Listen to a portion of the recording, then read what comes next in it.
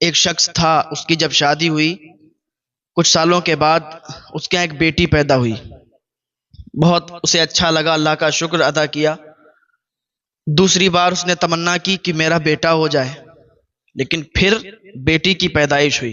پھر بھی اس نے اللہ کا شکر ادا کیا، کیونکہ وہ نیک لوگ ہوتے ہیں کہ جن کے گھر بیٹیوں کی اگر پیدائش ہوتی ہے تو اللہ کا شکر ادا کرتے ہیں، خوش ہوتے ہیں کہ اب ہمارے گھر رحمتوں برکتوں کا نزول ہوگا، کیونکہ بیٹیاں زحمت نہیں بلکہ رحمت ہوتی ہیں۔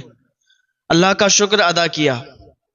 پھر کیا ہوا؟ پھر اس نے تمنا کی کہ اب ہمارے یہاں بیٹا پیدا ہو جائے تو بہت زیادہ بہتر بات ہے۔ منتیں مانی، اللہ کی بارگاہ میں دعا کی اور عریضہ پیش کیا، اے باری تعالیٰ تو ہمیں بیٹا عطا فرما دے، مگر تو بیٹی عطا فرمائے گا تب بھی ہمیں کوئی شکوہ نہیں ہے، ہم تیری رضا پہ راضی ہیں، تو جو بھی عطا کر، لیکن بیٹا پیدا ہو جائے تو بہت اچھی بات۔ اب ہوا کیا کہ اس کی بیوی حاملہ ہوئی، پھر اس کے یہاں ایک بچے کی پیدائش ہوئی، پھر اب کی بیٹی پیدا نہیں ہوئی تھی بلکہ بیٹا پیدا ہوا تھا۔ اللہ تعالیٰ نے اس کی دعا، اس کی صدا سن لی، بیٹے کی پیدائش ہوئی۔ جب بیٹا پیدا ہوا تب جیسے بیٹیوں کی پیدائش پہ اس نے خوشیاں منائیں، ایسے ہی بیٹے کی پیدائش پہ خوشیاں منائیں، تو بہت زیادہ خوشی ہوئی، کیونکہ جو چیز انسان شدت سے چاہتا ہے اور وہ چیز مل جائے تو پھر خوشیوں کا ٹھکانہ نہیں رہتا۔ دونوں ماں باپ بڑا خوش تھے کہ آج بچے کی پیدائش ہوئی، بیٹا پیدا ہوا، اللہ تعالیٰ نے ہماری دعا سنی، ہماری صدا سنی، تو بہت خوش اور بہت زیادہ خوشی خوشی ان کو پالنے لگے یہ دونوں لوگ۔ اب آپ تو جانتے ہیں کہ ماں باپ بچوں کی پرورش میں کوئی کمی باقی نہیں رکھتے، اپنی طرف سے جو بھی کر سکتے ہیں وہ کر گزرتے ہیں۔ تو ان کی تمنا تھی کہ بیٹا پیدا ہو جائے، تو بیٹا پیدا ہو گیا۔ اب بیٹے کی بہت اچھی سے انہوں نے پرورش کی، بہت زیادہ اس کو پڑھایا لکھایا، اور باپ کی چپلیں گھس گئیں لوگوں کی مزدوری کرتے کرتے۔ باپ کے جو جسم پر گوشت تھا وہ چھٹ گیا، اتنی مزدوری محنت کر کے اپنے بیٹے کی پڑھائی مکمل کروانے میں، کیونکہ باپ بہت زیادہ محنتی تھا۔ اس بچے کا باپ جو تھا بہت زیادہ محنتی تھا، بہت محنت کرتا تھا، لیکن جو بھی یہ بیٹا اس کا جو بھی تمنا کرتا تھا تو یہ پوری کرتا تھا، کسی طریقے سے بھی پوری کرتا، لیکن اس کی تمنا کو پوری کرتا تھا۔ دونوں میاں بیوی آپس میں بات کرتے تھے کہ میرے بیٹے کو کبھی کوئی تکلیف نہ ہو، میرا بیٹا بڑا منتوں سے بڑی منتیں کی ہیں تب یہ بیٹا پیدا ہوا ہے، تو اس کو تکلیف اگر ہوگی تو ہمیں تکلیف ہوگی۔ اتنی زیادہ انہوں نے تکلیف اٹھا کے محنت مزدوری کر کے اور اس کو پالا، اس کو بڑا کیا۔ ادھر بیٹیوں کی شادیاں کر دیں، بیٹیاں اپنے اپنے گھر چلی گئیں، اور بیٹا اس کی بھی پڑھائی پوری ہو گئی تھی۔ اچھا، جب بچہ چھوٹا ہوتا ہے نا تو باپ اور ماں اس کی بہت اچھے سے دیکھ بھال کرتے ہیں، جب وہ بڑا ہو جاتا ہے تب بھی وہ ان کی نظر میں ان کا بچہ ہی رہتا ہے۔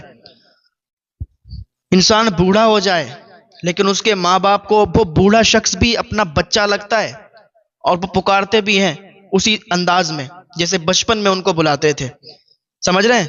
تو جب بچپن میں بچہ چھوٹا ہوتا ہے تو باپ کی انگلی پکڑ کے چلنا سیکھتا ہے، ماں چبا چبا کے کھانا کھلاتی ہے، ماں اپنے سوکھے بستر پر اسے لٹال دیتی ہے اور گیلے میں خود لیٹ جاتی ہے، چاہے جاڑے ہوں، برسات کا موسم ہو، کوئی موسم ہو، وہ کبھی ایسا نہیں کرتی کہ اگر بچے نے پیشاب کیا ہے تو اسی جگہ پر وہ لیٹا رہتا ہے، بلکہ ماں کا یہ پیار ہے کہ اپنے آپ اس گیلی جگہ میں لیٹ جاتی ہے اور بچے کو تکلیف نہ ہو پائے تو اس لیے سوکھی جگہ میں اس کو لٹالتی ہے۔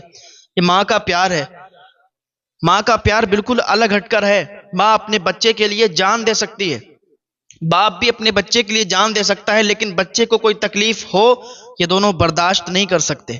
ایسے ہی ایک بچہ تھا، اس کا باپ تھا، جب وہ بیٹا چھوٹا تھا نا تو ایک دن اس کے پاپا اس کو لے گئے باہر، اس کے ابا اس کو باہر لے گئے اور ایک پیڑ کے نیچے بیٹھے، تو بیٹے کی نظر جب پیڑ پر پڑی تو پیڑ پر ایک چڑیا بیٹھی تھی۔ وہ بیٹا کہتا ہے بابا یہ کیا ہے؟ تو اس کے باپ نے کہا بیٹا یہ چڑیا ہے۔ پھر اس نے کہا بابا یہ کیا ہے؟ کہا یہ چڑیا ہے۔ پھر پوچھا بابا یہ کیا ہے؟ کہا چڑیا ہے۔ بچے کو تو مزہ آ رہا تھا نا بولنے میں، اور بولتا جا رہا تھا کہ بابا یہ کیا ہے؟ وہ کہہ رہا تھا چڑیا ہے۔ 22-23 مرتبہ بچے نے پوچھا بابا یہ کیا ہے؟ تو اس نے کہا بیٹا یہ چڑیا ہے۔ لیکن وہی بچہ جب جوان ہوا نا اور یہ باپ جب بوڑھا ہو گیا تو ایک دن بوڑھے باپ نے اپنے بچے سے کہا کچھ کہ بیٹا وہ کیا لکھا ہوا ہے؟ تو اس نے بتایا۔ پھر دوبارہ پوچھا میری سمجھ میں نہیں ہے یہ کیا لکھا ہوا ہے؟ پھر اس نے بتایا، اور تیسری بار پوچھا بیٹا میری سمجھ نہیں آیا، تھوڑا تیز بولتے، میرے کان اب اس قابل نہیں ہے جیسے جوانی میں تھے، تھوڑا تیز بتا یہ کیا لکھا ہوا ہے؟ تو بیٹے نے بہت تیزی کے ساتھ اونچی آواز میں بولا کہ آپ کو ایک بار میں سمجھ میں نہیں آتا؟ میں نے بتا دیا آپ کو یہ چیز لکھی ہے، پھر بھی آپ پوچھے جا رہے ہیں، بار بار پوچھے جا رہے ہیں، بار بار پوچھے جا رہے ہیں، آپ کو ایک بار میں سمجھ میں نہیں آتا؟ میرے پاس اتنا ٹائم تھوڑی نا میں آپ کو بتاتا رہوں گا کہ یہ چیز لکھی ہے، یہ چیز ہے، یہ چیز ہے، آپ خود سمجھدار ہو، آپ خود دیکھو۔ بیٹے نے بڑا ڈانٹ دیا بڑی تیز آواز میں، اور بہت غصے میں اپنے باپ سے بات کی۔ اس کے والد کی آنکھوں میں آنسو آ گئے، اس کے باپ کی آنکھوں میں آنسو آ گئے، اور کہنے لگے بیٹا جب تو چھوٹا تھا ٹہلنے کے لیے میرے ساتھ گیا تھا، پیڑ تھا، پیڑ پر چڑیا بیٹھی تھی، تو نے 22-23 مرتبہ مجھ سے پوچھا تھا بابا یہ کیا ہے؟ میں نے کہا تھا کیا کہا تھا؟ میں نے کہا تھا چڑیا ہے۔